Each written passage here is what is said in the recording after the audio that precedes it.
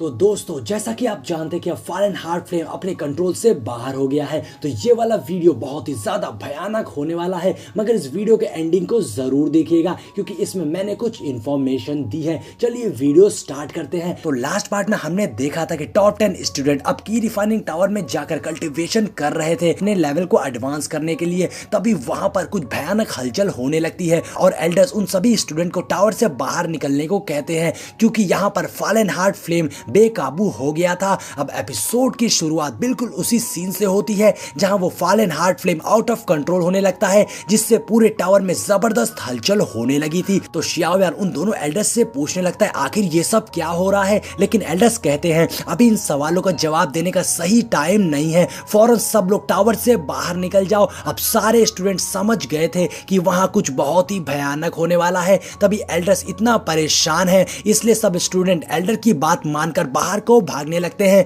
लेकिन तभी शियाओयान रुक जाता है और पलटकर इस फॉर्मेशन को देखने लगता है और उसे समझ में आ गया था कि कोई बहुत ही बड़ा खतरा आ रहा है और शायद ये फॉलन हार्ड फ्लेम से रिलेटेड है। शियाओयान खड़ा होकर ये सब सोच ही रहा था कि तभी एक एल्डर कहते हैं शियाओयान तुम यहाँ पर खड़े होकर क्या कर रहे हो, जल्दी से यहाँ से बाहर निकल जाओ। तो शियाओयान भी भागते हुए टावर से बाहर जाने लगता है और वो दोनों एल्डर भी ग्रैंड एल्डर की मदद करने के लिए जाते हैं। तो दूसरी ओर हम ग्रैंड एल्डर को देखते हैं जो किसी तरह से अपनी पावर से उस सील को रिकवर करने की कोशिश कर रहे थे जिससे उस फॉलन हार्ड फ्लेम को रोक सके और वो कंट्रोल कर सके। लेकिन फॉलन हार्ड फ्लेम बहुत ही ज्यादा गुस्से में था और वो जबरदस्त अटैक करके उस सील को तोड़ देता है। लेकिन ग्रैंड एल्डर भी अपनी पूरी पावर्स बढ़ाकर उस सील को दोबारा से रिकवर कर लेते हैं, पर इसमें ग्रैंड एल्डर को बहुत ज्यादा मुश्किल हो रही थी। वहीं फॉलन हार्ड फ्लेम नीचे जाकर जोर से रॉर करता है और फिर दोबारा से उस सील पर पावरफुल अटैक करता है और अब वो लगातार उस सील पर हमला कर रहा था सील को तोड़कर बाहर आने के लिए। तभी वो दोनों एल्डर्स भी ग्रैंड एल्डर के पास आ जाते हैं मदद करने के लिए और वो दोनों भी अपनी पावर से ग्रैंड एल्डर के साथ मिलकर सील को स्ट्रॉन्ग कर रहे थे ताकि सील ना टूटे। अब ग्रैंड एल्डर साथी एल्डर से कहते हैं थोड़ी देर और हमें इस सील को रोक के रखना होगा और थोड़ी ही देर में बाकी एल्डर्स भी यहाँ पर आ जाएंगे, तब तक किसी भी कीमत पर हमें इस सील को टूटने नहीं देना है। अब दूसरी ओर हम शियाओयान और बाकी स्टूडेंट्स को देखते हैं जो भागते हुए टावर से बाहर जा रहे थे, लेकिन ऊपर से लगातार वो पत्थर गिर रहे थे क्योंकि वो टावर पूरी तरह से हिल गया था जो कि फॉलन हार्ड फ्लेम की वजह से हो रहा था। और तभी उन सीढ़ियों की जमीन से फायर निकलती है जिससे जम करके जियान बचती है, लेकिन वो फायर उनका पीछा करने लगती है जो देखकर जियान कह रहे थे कि ये फायर तो सच में बहुत ही ज्यादा एनोइंग है। और दूसरी ओर फॉलन हार्ड फ्लेम और भी ज्यादा ताकतवर होके उस सील को तोड़ने की कोशिश कर रहा था, लेकिन एल्डर ने भी अपनी पूरी ताकत लगा रखी थी उससे कंट्रोल करने के लिए। अब इधर सारे स्टूडेंट टावर से बाहर जाने के लिए भाग रहे थे, लेकिन तभी वहां फायर जियान को कैद कर लेती है और वो पीछे पलट के देखती तो दूसरी ओर से भी फायर उसकी ओर आ रही थी। अब वो उसके चपेट में आ गई थी, लेकिन इससे पहले कि उसे कुछ होता शियाओयान देख लेता कि जियान मुसीबत में है,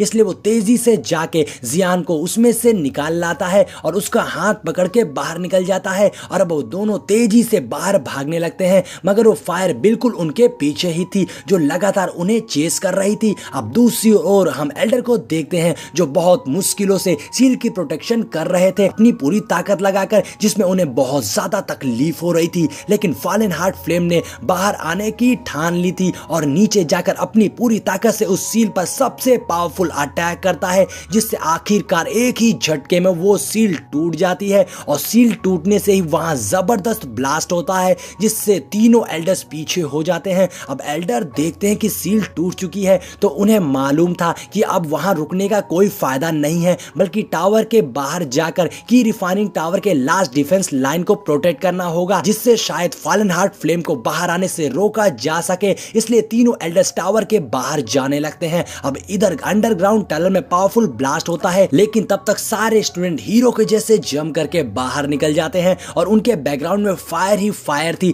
लेकिन सब सेफली बाहर आ गए थे। अब सारे स्टूडेंट यही देख रहे थे कि ये टावर की एनर्जी बहुत ही ज्यादा वायलेंट है, आखिर ये सब क्या हो रहा है। उन्हें तो कुछ समझ में ही नहीं आ रहा था, लेकिन अभी भी उन लोगों का उस टावर से बाहर निकलना बाकी था, इसलिए सब भागने चलते हैं। तभी वहां हलचल होती है और उस अंडरग्राउंड टनल में से बहुत ही स्ट्रॉन्ग फायर निकलने लगती है, जिसे देखकर सब शॉक हो गए थे कि आखिर ये चीज क्या है। अब सीन चेंज होता है और हम मेडिसिन एम्परर हैन के लोकेशन को देखते हैं जो कि बहुत ही बड़ा पिल रिफाइनर होता है। और तभी वहां दो बंदे आते हैं जिन्हें खुद हैन ने बुलाया था, और वहां उन्हें क्यों बुलाया था ये बहुत ही इंटरेस्टिंग है जो आपको आगे पता लगेगा। अब वो दोनों बंदे एम्परर हैन के सामने आ जाते हैं, उन्हें ग्रीट करते हैं, जिसमें एक ओल्ड मैन जिसका नाम लुओफू था वो अर्थ इन्फर्नो सेक्ट से होता है, और वहीं दूसरा मोटा युआन 8 सेक्ट से था। और ये सभी यहाँ किसी मीटिंग के लिए इकट्ठा हुए थे, जिसके बाद एम्परर हैन उनका स्वागत करते हुए उन्हें ग्रीट करते हैं और उन्हें बैठने को कहते हैं। जिसके बाद एम्परर हैन उन दोनों बंदों को टी ऑफर कर रहे थे।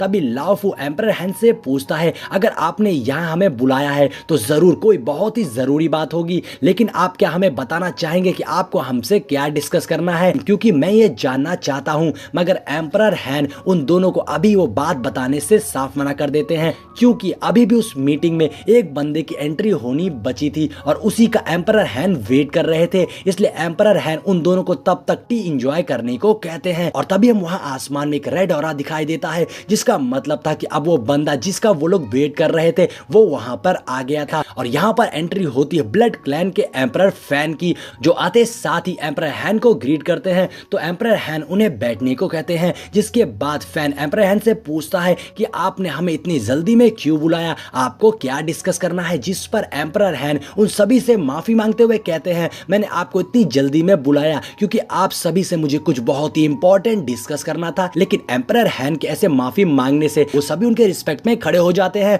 और पूछते हैं, बताइए आपको क्या जरूरी बात करनी थी। तो हैन बताने लगता है, जैसा कि तुम सभी जानते हो मैं एक रिफाइनर हूं, तो मेरे लिए फॉरेन फायर की भूख कभी भी खत्म नहीं होगी, इसलिए मुझे उसे पाना ही है। और मैंने काफी टाइम पहले महसूस किया था, शायद वो हिडन फायर कैनान कॉलेज के इनर कोर्टियार्ड में है, जिसे वहां पर छिपाकर रखा गया है। और आज इतने दिनों के बाद मुझे एक बार फिर से उसके होने का एहसास हुआ है, और अब मुझे भरोसा हो गया है कि जरूर वो फॉरेन फायर वहीं पर है। और ये बात सुन के वहां आए लोग थोड़ा सा सरप्राइज हो गए थे। तभी लुओफू बोलता है, और कोई तो प्रॉब्लम नहीं होगी, वहां किसी से भी निपटा जा सकता है, मगर वहां का डीन से उलझना कोई मामूली बात नहीं है। उनके होते हुए इनर कोर्टियार्ड में कोई भी कभी भी घुस नहीं सकता है, क्योंकि उसका मुकाबला करना मौत को दावत देना है। और इनर कोर्टियार्ड तो क्या, उनके होते हुए पूरे ब्लैक हॉर्न डोमेन में भी कोई घुस नहीं सकता है। जिस पे हैन उन सभी से बोलता है कि तुम सही कह रहे हो, मगर जितना कि मुझे पता है